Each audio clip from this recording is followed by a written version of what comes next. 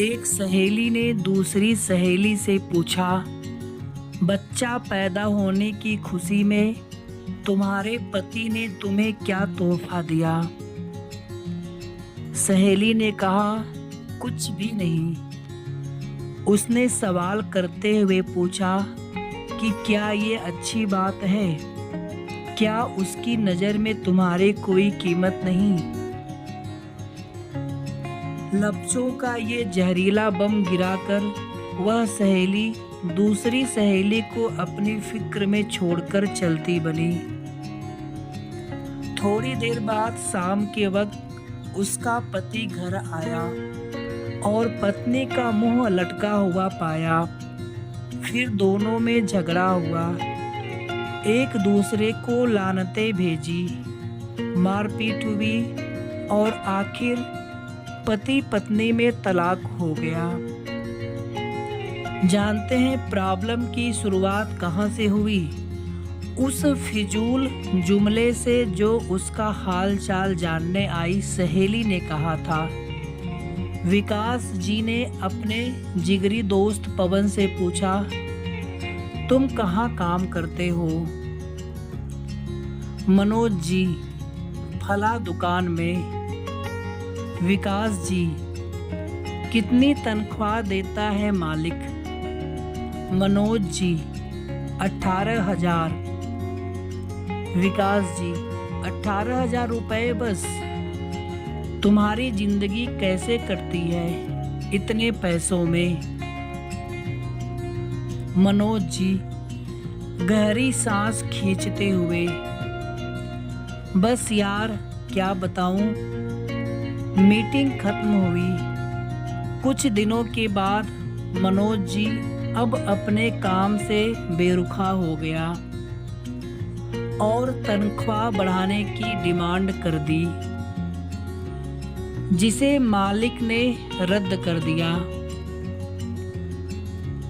पवन ने जॉब छोड़ दी और बेरोजगार हो गया। पहले उसके पास काम था, अब काम नहीं रहा।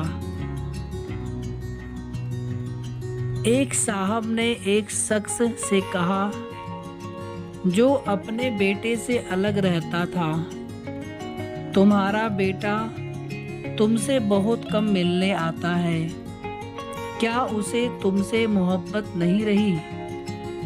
बाप ने कहा, बेटा ज़्यादा व्यस्त रहता है, उसका काम का शेड्यूल बहुत सख्त है, उसके बीवी बच्चे हैं, उसे बहुत कम वक्त मिलता है।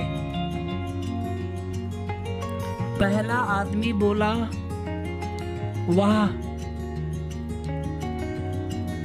यह क्या बात हुई? तुमने उसे पाला पोसा, उसकी हर ख्वाहिश पूरी की, अब उसको बुढ़ापे में व्यस्तता की वजह से मिलने का वक्त नहीं मिलता है, तो यह ना मिलने का बहाना है। इस बातचीत के बाद बाप के दिल में बेटे के प्रति शंका पैदा हो गई। बेटा जब भी मिलने आता वो यही सोचता रहता कि उसके पास सबके लिए वक्त है सिवाय मेरे। याद रखिए, जुबान से निकले शब्द दूसरे पर बड़ा गहरा असर डाल देते हैं। बेशक कुछ लोगों की जुबानों से शैतानी बोल निकलते हैं। हमारी रोजमर्रा की जिंदगी में बहुत से सवाल हमें बहुत मासूम लगते हैं, जैसे तुमने यह क्यों नहीं खरीदा? तुम्हारे पास यह क्यों नहीं है?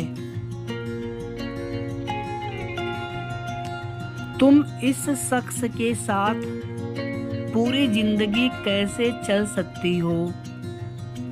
तुम उसे कैसे मान सकते हो? वगैरह वगैरह। इस तरह के बेमतलबी फिजूल के सवाल नादानी में या बिना मकसद के हम पूछ बैठते हैं,